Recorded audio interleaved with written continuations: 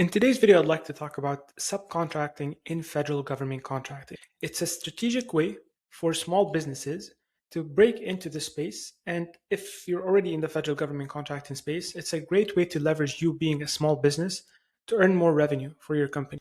So, whether you are established and want to get subcontractors, or whether you're small and trying to grow your revenue, or whether you are just trying to get started in government contracting, the subject of subcontracting is essential and you need to pay attention to it. Why does it matter? Because the federal marketplace is just too big to ignore. As you probably know, you clicked on this video because you're interested in government contracting. It's no secret that the federal government of the United States is the largest buyer in the whole world. They spend over $700 billion on annual basis. This year it'll be more. For businesses of all sizes, federal subcontracting represents one of the most reliable way to get revenue into your company. Why? Because it's a stable revenue, it has low competition, set aside programs, which we will talk about in a bit, reduce the competitive field significantly for small businesses. Three, you can scale fast. One prime relationship can open doors for multiple agencies. I'll explain what that means in a second. So we kind of understand why federal government contracting is essential for your business, but today's video is about subcontracting. 23% of all money spent is going to go to small businesses. That's a fact. The government has so many programs and so many requirements in place that make sure small businesses earn some of these $700 billion. And it's 23%. It's a significant number. Now, how do they do this? The main way is they obligate large primes or large companies that win government contracts to subcontract to smaller businesses. For large businesses awarded federal contracts exceeding $750,000, subcontracting plans are not optional. They have to subcontract to small businesses. They are legally required under the FAR to write that they have a subcontracting plan and it has specific goals for small business utilization. What that means, if you are a small business, woman-owned small business, veteran-owned small business, service-disabled veteran-owned business, these companies have to subcontract you. What that means is they're obligated, because they were awarded this contract or they have to get this contract, they're obligated to subcontract to you.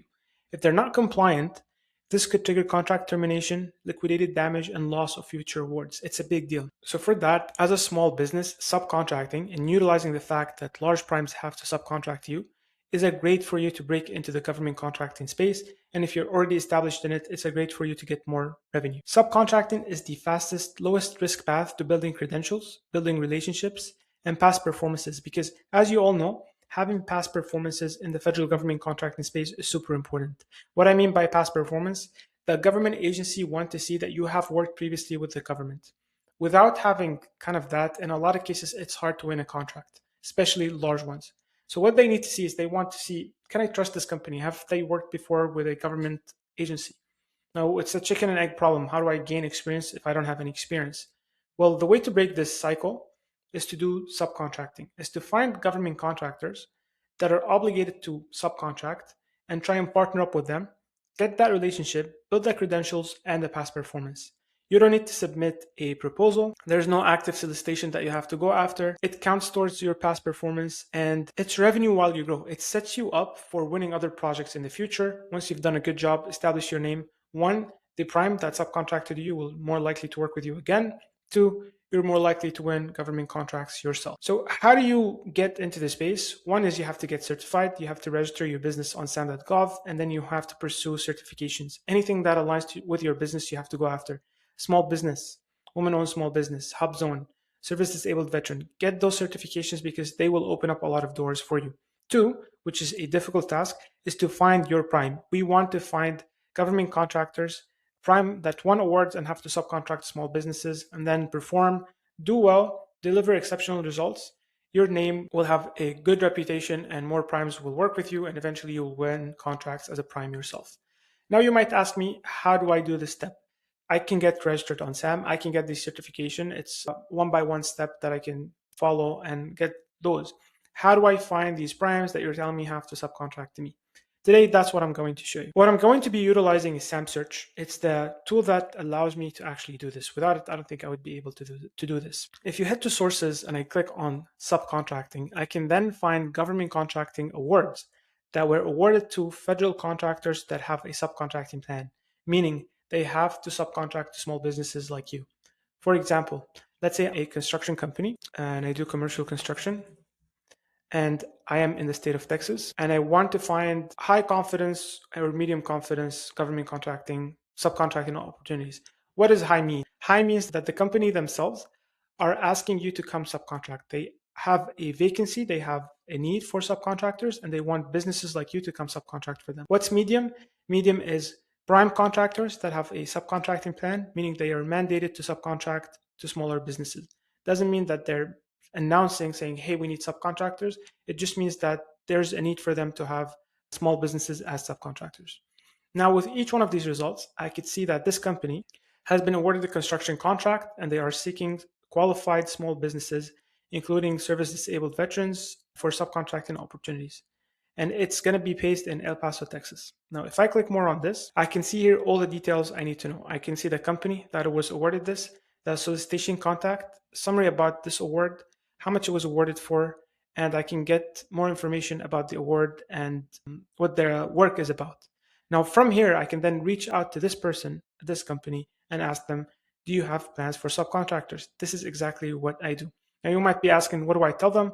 I have planned a email that you can send to potential primes to make sure that that has high likelihood of success. If you type in email in the comments, I'll send you this template. So you could say, I came across your recent federal work, and we are a business that does this. And you mention here what specifically you are, if you're a woman-owned business, service disabled, small business, etc. And you say, we support X doing this based on your work. So here you mentioned the contract that they have won, which SAMSearch provides you that information. Either you can become part of upcoming bids or existing bids. So either they have a need for you for existing contracts that they hold, or if they're a successful company, they're going to win more in the future. So you could try and get on the next ones, the upcoming bids. You can mention here we're set to moving up quickly. You can mention that you're registered on SAM, the certifications you have, and then you try and plug yourself in. A lot of companies, especially large ones, have a subcontracting page on their website. So it's key that you go on there. This one has only like a sam.gov link to it, but it's key to go on some of these websites and see if they mention anything about subcontracting. Especially in the construction space, it's very common. But even if not, you have here the contact information. You have the information you need to go and contact them, see if there's possibility for them to subcontract you on this project or future projects. That's the first way you could do this. This is a very extensive database that pulls on a daily basis for relevant opportunities like the ones I just showed you. Now, the second thing, which is proactive reach out or proactive campaign to government contractors who are small businesses that have worked previously with the government. So small businesses, they've been in your shoes before. Before they weren't able to get into government contracting space. They probably had to subcontract, and now they're winning government contracts. So what we are trying to do here is we're trying to do some prospecting. We're trying to find potential partners that we can team up with, that we can provide value to. For example, I have a specific AI capabilities that I know the government needs. And I know a lot of contracts specifically will have that requirement. Who should I go after? I should go after companies that have experience working with the government and are in custom computer programming services. But that means these are prospects for me. These are companies that I want to go after and I want to try and team up with. Now, if I click on any one of these potential partners, what I'll be able to see is their contact information. I'll be able to see their email, their website, so I can go browse, learn more about them. But most importantly, within the government contracting context, I want to see what contracts that they have been awarded in the past. And I can see all the contracts that they have won and the ones that they have going on right now. And I can see which specific agencies and sub-agencies they mainly work with. I could see here that this company actually won some contracts as a subcontractor. This is like a proven system. And then I could see the agencies they work with and the NAICS codes they go after. Now, with that information, if I can provide value by teaming up with this company, they are a prospect for me. I should add them to my CRM and start an outreach campaign to build relationship within the government contracting space. If you have a geographical restriction, then you could also filter by the state. Again, if you go back to the construction example, you are restricted in a geographical location. So if I type in commercial and institutional building construction, and I want to work with veteran-owned small businesses, I'll be able to do that here. Now, if you're a big company and you want to find smaller businesses that have these requirements, have these business certifications, are in the spaces you're trying to target, you could also find your subcontractors here. So here I found this company. They're in San Antonio, Texas. Here's their email, website. I could see here about their company, what certifications they hold, and I also could see the government contracts that they have won in the past and the NAICS codes they try to track. It's very easy for me to then have a prospect and outreach campaign. This is more essential to your business than searching on active federal government contracts. It's the gateway for you to get into the space. And if you're looking to subcontract, again, this makes it so much easier to do that through a search like this. Moreover, we can send you recommendations directly to your inbox without you having to search. So you could say, I want subcontracting opportunities for in Texas for construction, commercial construction and building construction. We will then send you relevant ones to your inbox on a daily basis without you having to lift a finger. So it's insanely difficult to do this without having a tool like this. Actually, it's impossible because it's going to take you so much time to do the research, finding which contracts they've won, finding the companies that have subcontracting plan, finding their contact information, seeing what agencies they work with, etc. So this will make it so much easier. And there are large contracts. There you can't win a $600 million contract and not have to subcontract a lot of the work.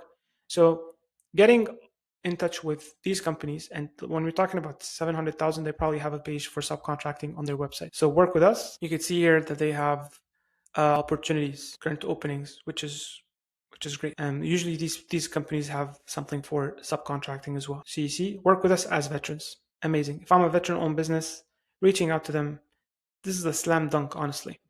Make sure you are going and have something going on in your pipeline for subcontracting. It will open up so much money for your business, and it's a lot easier than pursuing big opportunities.